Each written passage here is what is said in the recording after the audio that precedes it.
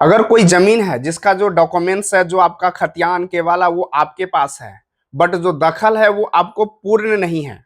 Suppose date अगर 100 decimal का केवाला है, बट आपको लग रहा है कि मेरा जो जमीन है कोई दूसरा पाटीदार या कोई चौहद्दीदार जो है वो दाब लिया हुआ है या अपने में मिला लिया है, तो उस स्थिति में आपको उस जमीन का जो है सरकारी अमीन के द्वारा आपको मापी कराना चाहिए, ताकि आपको पता चल जाए कि जो एक्स्ट्रा जमीन, जो आपका शेष जमीन बचा हुआ है, वो किन लोगों ने जो है दाब रखा है या किधर से जो है आपका जमीन होना चाहिए।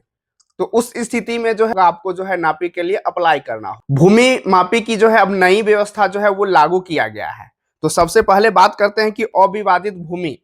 अविवादित भूमि वो होता है कि जिसपे कोई वाद विवाद नहीं हो।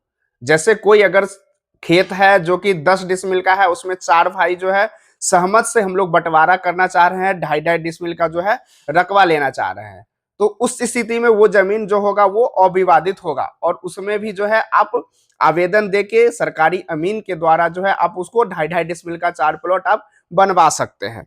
तो इसमें है कि अविवादित भूमि की मापी 7 दिनों के भीतर की जाएगी। अगर वैसे केस में अगर आप अप्लाई करते हैं जिस जमीन पे कोई वाद विवाद नहीं हो, तो उसका जो है 7 दिनों के अंदर जो है आप मापी कर दिया जाएगा। उसके बाद है कि विवादित भूमि की मापी 11 दिनों के भीतर सुनिश्चित की जाएगी। और उस केस में जहां पे आपका जो जमीन का रकबा है वो आपका डॉक्यूमेंट्स कुछ बोल रहा है, दखल कुछ और बोल रहा है, या किसी जमीन पे विवाद चल रहा है, तो उस स्थिति में जो है कि 11 दिनों के अंदर अगर आप अप्लाई करते हैं मापी के लिए, तो उस जमीन का जो मापी है वो 11 दिनों के अंदर जो है वो संपन्न कर दिया जाएगा। इसमें है कि मापी प्रतिवेदन 14 दिनों के भीतर पोर्टल पर अपलोड करना अनिवार्य।